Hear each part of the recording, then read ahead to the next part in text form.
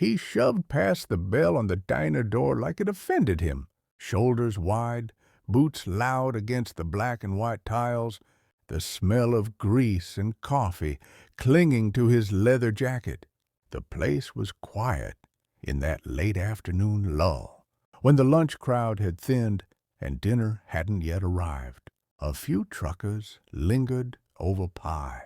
A young waitress wiped the counter, and at a corner booth sat a small, elderly woman, hands folded around a chipped mug, staring out the window as if waiting for someone who might never come. Her name was Margaret Hale.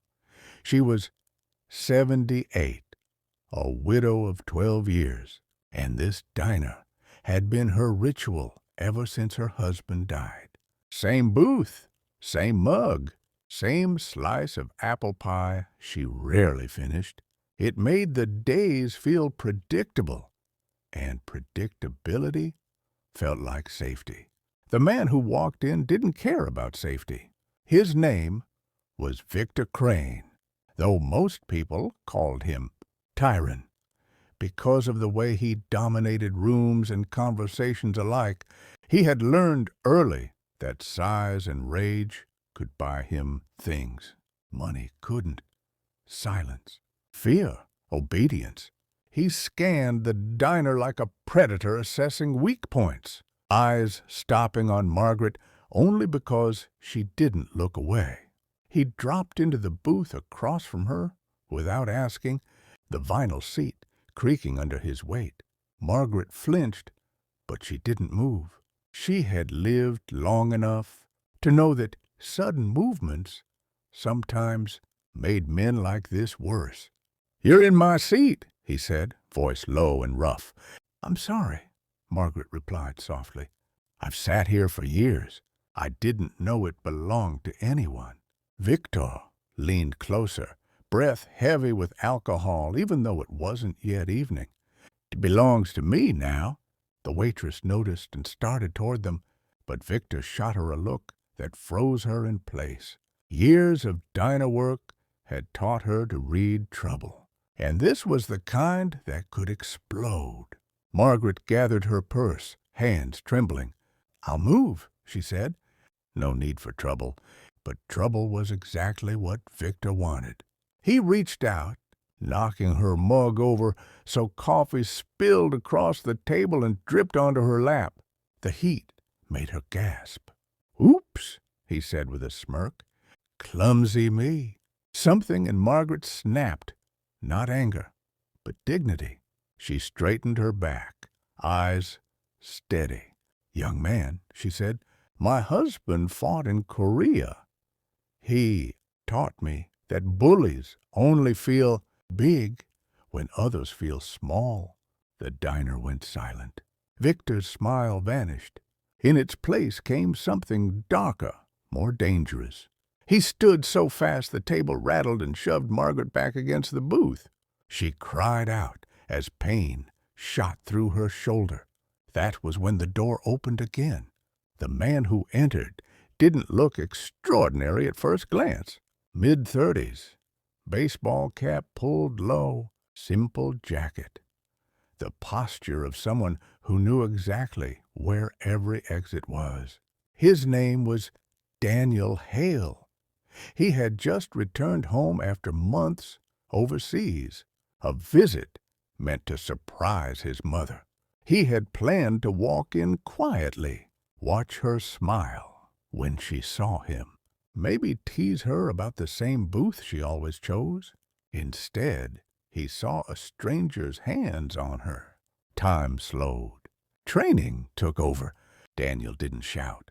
He didn't rush. He assessed. Victor was bigger, heavier, relying on intimidation. The waitress stood frozen.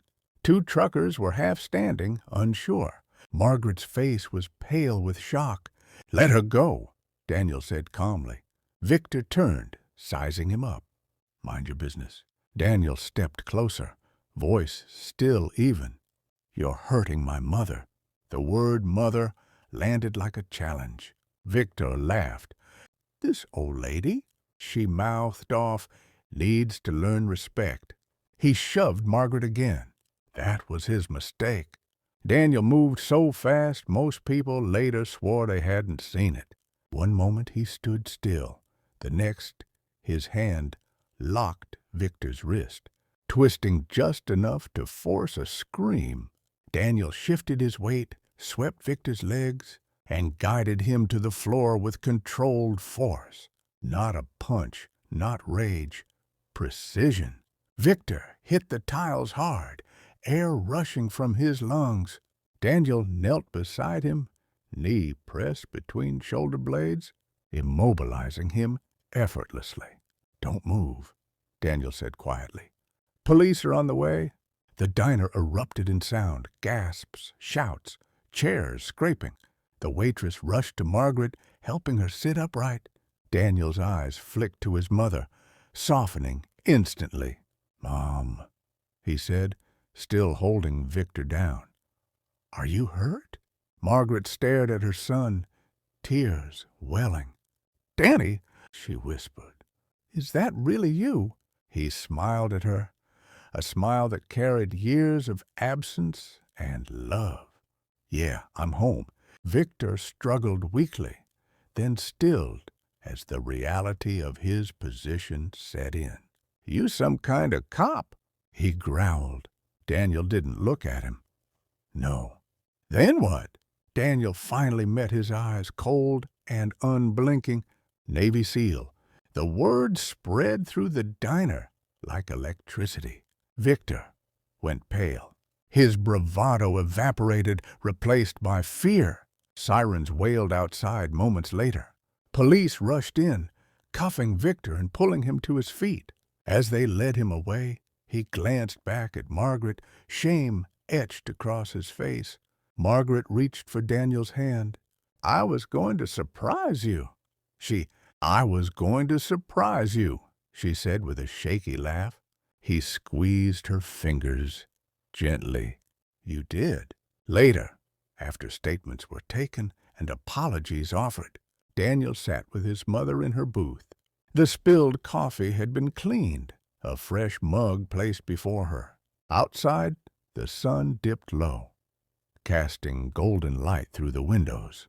"I didn't want to cause trouble," Margaret said quietly. "I know," Daniel replied, "but you never deserved that." She studied him, pride and worry mixing in her eyes. "All those years away, I prayed you'd be safe." He smiled softly. "You raised me strong." That never left. As they shared a slice of apple pie, the diner slowly returned to normal. But for everyone who witnessed it, the moment lingered, a reminder that cruelty often underestimates quiet strength, and that sometimes the smallest person in the room is protected by a force far greater than anyone could imagine.